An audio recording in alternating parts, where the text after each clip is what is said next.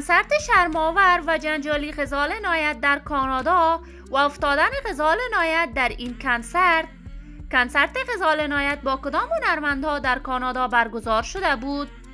چرا؟ غزال عنایت همیشه در رقابت هنری با آریانا سعید است. این کنسرت چی تاریخ برگزار شده بود؟ من در این ویدیو پیرامون حقایق همین ماجرا خواهم پرداخت. پس در ادامه با کانال دنیا اینفو باشید.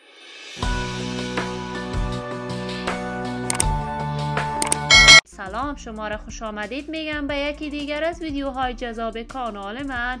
برای دوست شدن با کانال دنیا اینفو علامت سابسکرایب را فشار بدید تا از ویدیوهای دیگر کانال من هم آگاه شوید. غزال عنایت هنرمند خوش صدا، فارسی زبان ولی در عین حال یکی از هنرمندان با استعداد در زبان پشتو هم می باشد. غزال عنایت در اصل از مادر و پدر پشتون به دنیا آمده است.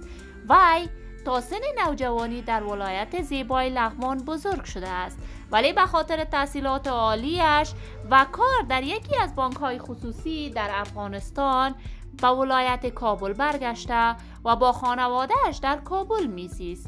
غزال عنایت با آنکه در رشته ژورنالیسم تحصیلات عالی خود را ادامه داد، ولی نظر به شوق و علاقه‌ای که به هنر موسیقی داشت نزد استاد نظیر خارا شاگردی کرد و آهنگ‌های دوگانه‌ای با این استاد پیشکسوت موسیقی افغانستان سرود که در آن زمان نام و شهرت غزال عنایت گل کرده بود.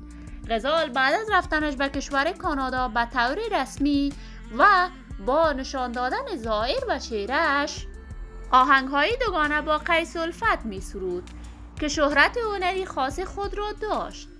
جدیداً غزال عنایت با عمر شریف و تمنا تابش در 17 نوامبر سال 2024 کنسرت را در کانادا برگزار کرد.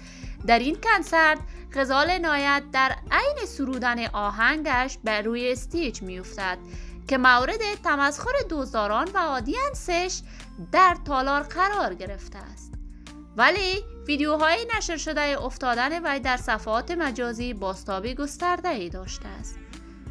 این اتفاقات طبیعی است و برای هر کس امکان دارد بیفتد. من آرزوی سلامتی، کامیابی و پیشرفت‌های بیشمار برای غزال عنایت از بارگاه عزت منان خواهانم. دوستان نهایت عزیز، شما هم نظریاتتان را در بخش کامنت با من شریک بسازید.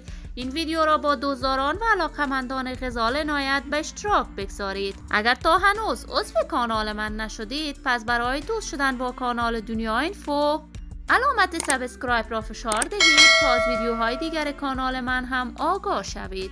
سلامتی شما نازنینان آرزوی من است. تا درودی دیگر، بدرود.